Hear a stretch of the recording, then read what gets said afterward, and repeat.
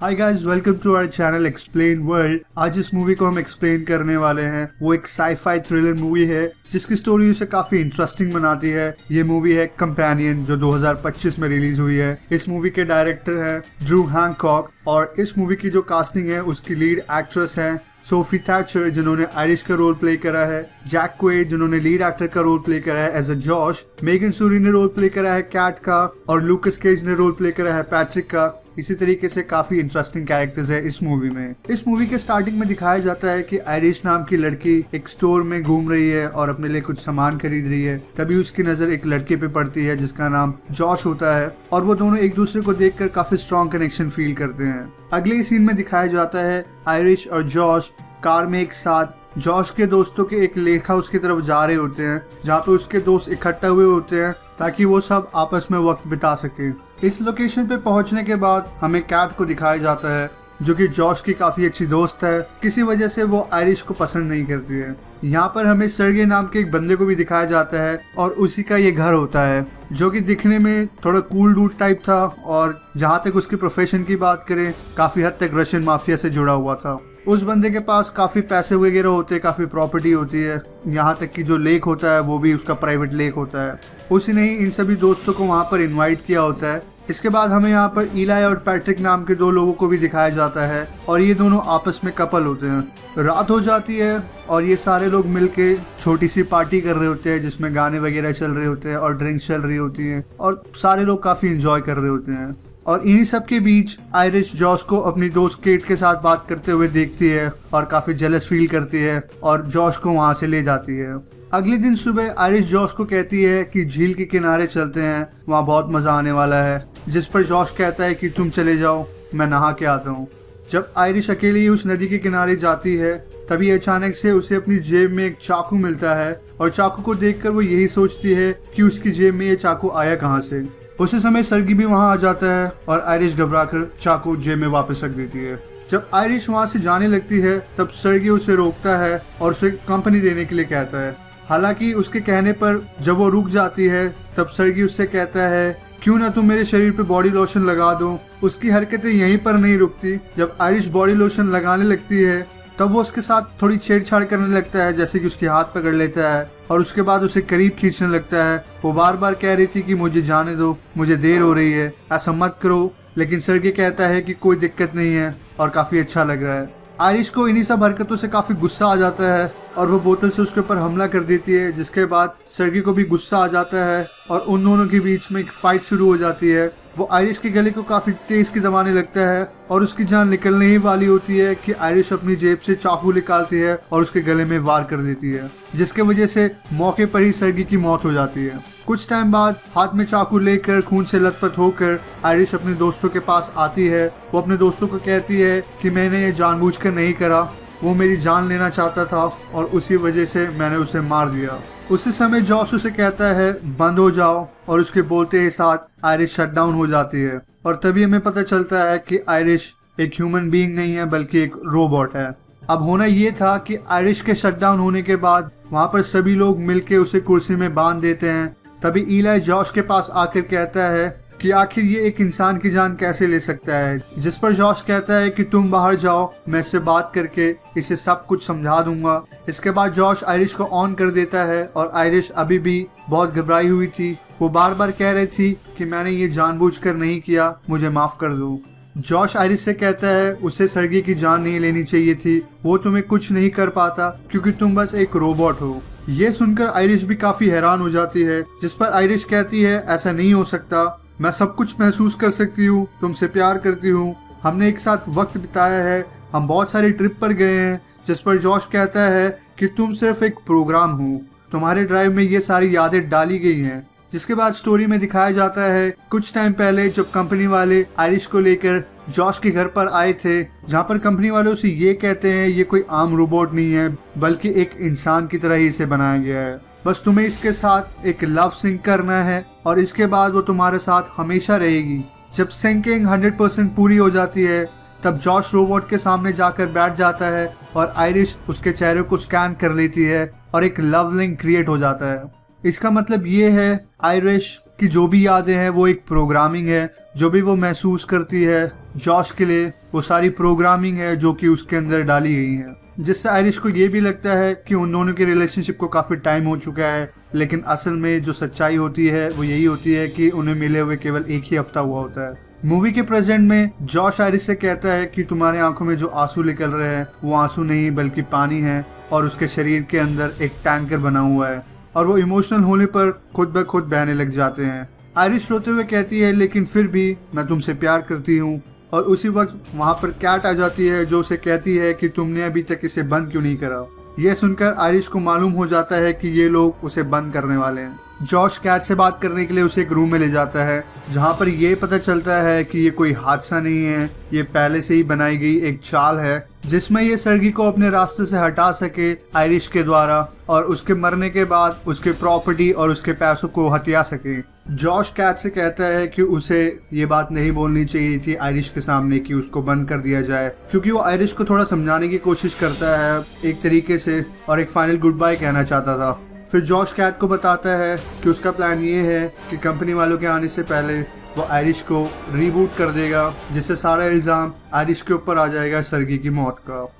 दूसरी तरफ आयरिश काफी घबराई हुई होती है और अपने आप को छुड़ाने की कोशिश करती है उस कुर्सी से। तभी उसकी नज़र उस चाकू की तरफ पड़ती है और वो धीरे धीरे अपनी कुर्सी खिसका कर चाकू की तरफ बढ़ती है, और जैसी चाकू के करीब पहुंचती है वो कुर्सी के साथ गिर जाती है चाकू की तरफ। तभी जॉश उस कमरे में आ जाता है और चेक करता है कि आयरिश गिरी हुई है कुर्सी के साथ, और फिर आयरिश जॉश के ऊपर एक हमला करती है उसके गले के नीचे, जिससे वो तुरंत जमीन पर गिर जाता है। उसके बाद आयरिश जॉश का फोन लेकर वहां से जंगलों की तरफ भाग जाती है।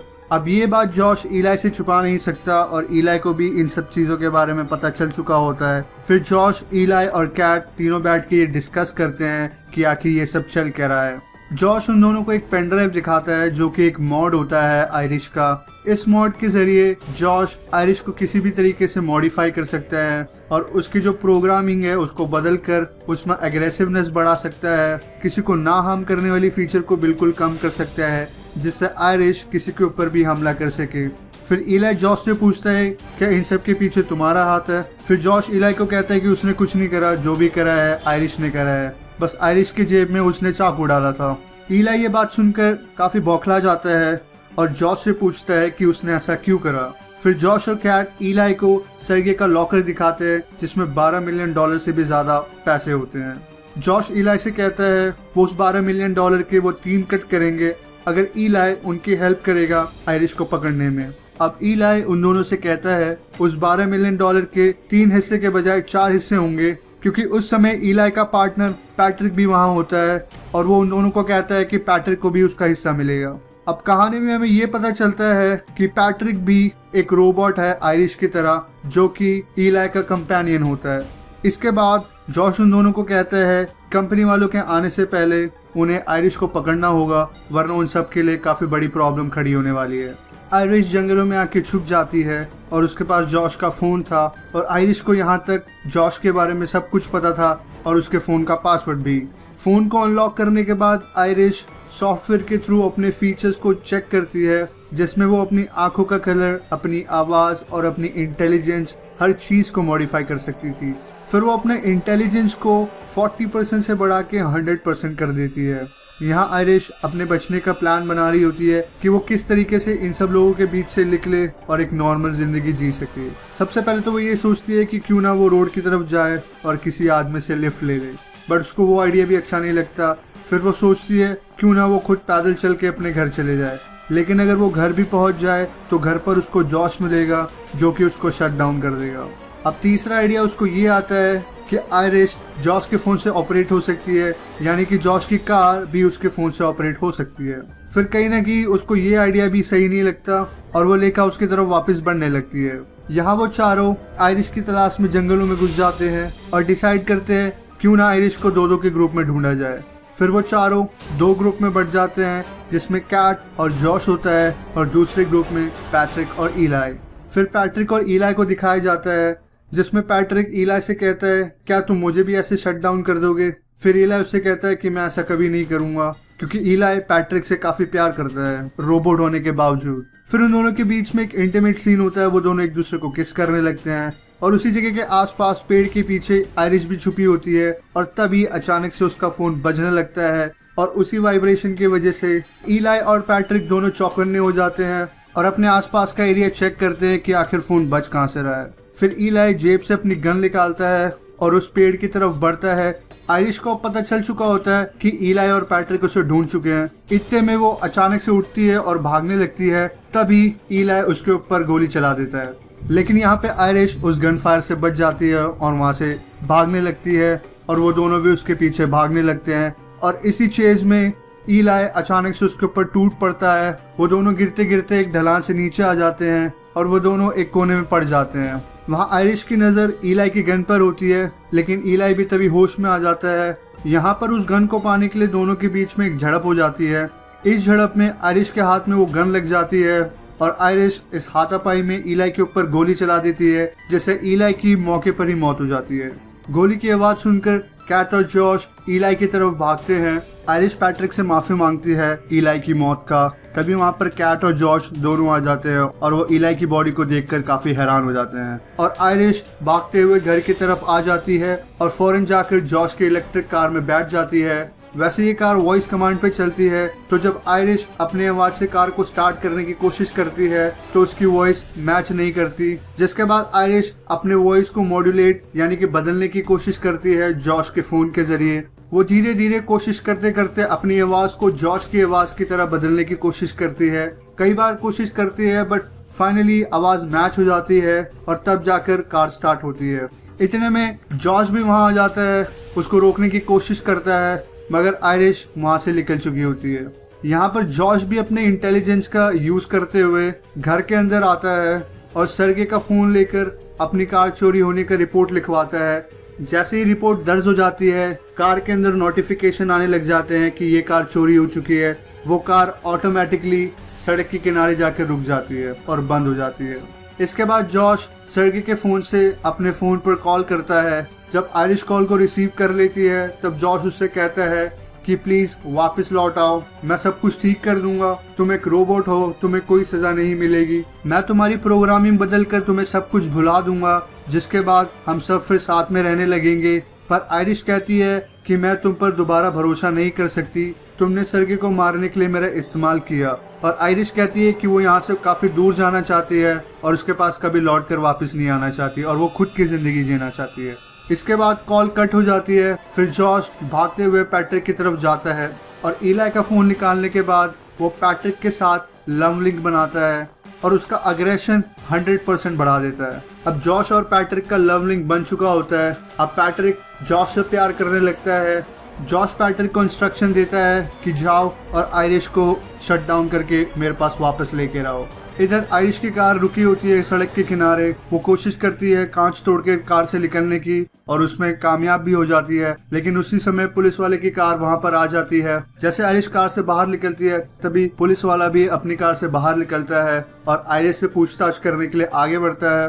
तभी आयरिश अपने फोन के जरिए अपनी आवाज को, अपनी लैंग्वेज को बदलकर इंग्लिश की जगह जर्मनी बोलने लगती है, जिससे पुलिस वाले को उसे समझने में दिक्कत होती है। पुलिस वाला उससे पूछताछ करने की कोशिश करता है कि क्या तुम सरगे के घर से निकली हो, क्योंकि सरगे के घर आसपास ही होता है। लेकिन आयरिश यहाँ पर अपनी लैंग्वेज को बदलकर जर्मनी कर चुकी होती है, जिससे वो दोनों एक दूसरे को समझ नहीं पाते।